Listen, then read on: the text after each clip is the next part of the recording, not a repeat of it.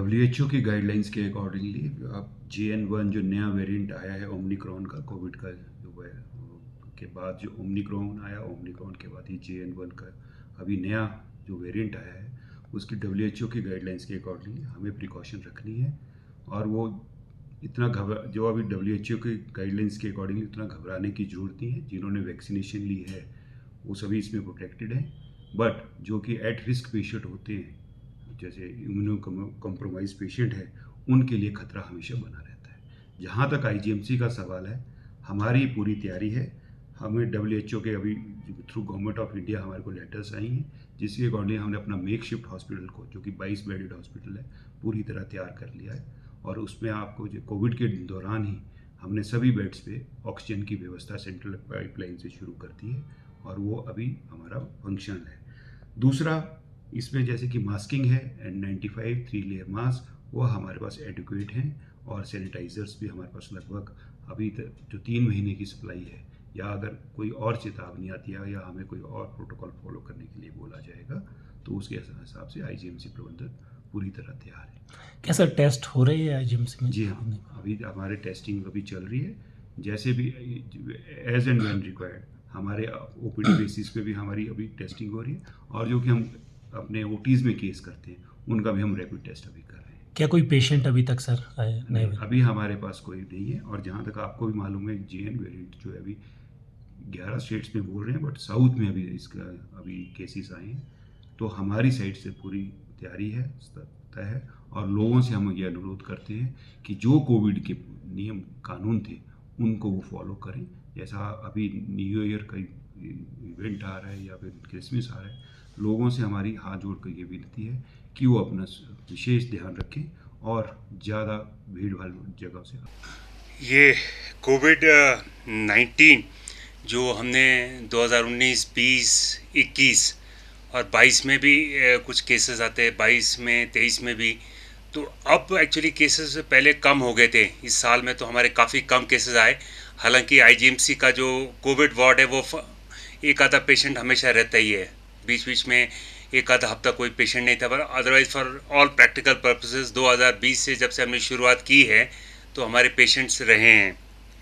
तो ये कोविड-19 का जो वायरस होता है, ये वायरस म्यूटेट करते हैं, इनमें चेंजेस आ जाते हैं। और ये जो नया वायरस है, ये ये जो ओमिक्रॉन था, पहले हमारी अल्फ़ा वेव आई, फिर डेल्टा वेव आई, फिर ओमिक्रॉन वेव आई, डिफरेंट कोरोना की वेव्स आई, जिसमें सबसे ज़्यादा घातक डेल्टा वेव थी। तो ये ओमिक्रॉन फैमिली से है, उसी के जैसे ट्रांसमिशन काफ़ी ज़्यादा है इसकी, तो एक दूसरे को ज़्यादा फैलता है। रेट ऑफ फैलने में, मतलब एक बंदे के साथ दूसरे को फैलने की जो रेट काफ़ी ज़्यादा है, पर ओमिक्रॉन भी बहुत घातक नहीं था। और ये वाला जो वेरिएंट है उससे भी ज़्यादा ट्रांसमिटेबल मानते हैं, उससे भी ज़्यादा, पर उससे कम घातक है, उससे कम घातक है। In that sense that is the better part of this one.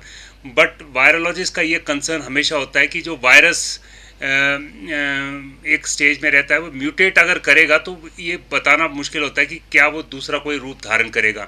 But as of present ये ओमिक्रॉन जैसा है, ज़्यादा ट्रांसमिटेबल है, पर कम घातक हैं। और जैसे हम हमेशा बोलते हैं कि जिनकी इम्यूनिटी ठीक है और जिनको कोई कोमॉर्बिडिटी नहीं, जिनको hypertension, diabetes, kidney disease, liver disease, cancer ये नहीं है, उनमें इतनी प्रॉब्लम नहीं है। बट जो हमारे बुजुर्ग लोग हैं जिनकी इम्यूनिटी कम होती है और जिनको बीमारियां हैं, जैसे मैंने गिनाई अभी, तो उनमें थोड़ा सा वो सावधानी, जैसे ओमिक्रॉन के टाइम भी ये बरतने की ज़रूरत है, बिकॉज उसमें थोड़ा ये प्रॉब्लम, बिकॉज ऑलरेडी वो कॉम्प्रोमाइज स्टेट में होते हैं उनकी हेल्थ, तो उनमें ये प्रॉब्लम क्रिएट कर सकता है। सिम्टम्स इसके वही कोविड के सिम्टम्स है, जैसे वायरल इलनेस होती है, जुकाम है, खांसी है, गले में दर्द है, अगर ज़्यादा इन्फेक्शन हो जाए तो निमोनिया हो सकता है, तो कुछ प्रतिशत में निमोनिया भी हो सकता है। और जो ट्रीटमेंट है वो जैसे कोविड में हम करते थे, ऑलमोस्ट सेम ट्रीटमेंट है, तो ट्रीटमेंट में कोई फ़र्क नहीं है।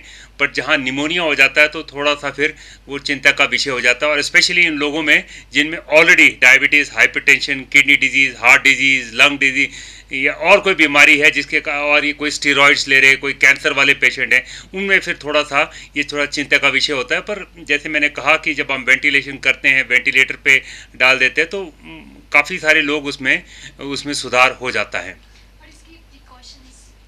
प्रिकॉशन उसके वही हैं जो हम कोविड में करते आ रहे हैं, पिछले 3 साल से करते आ रहे हैं।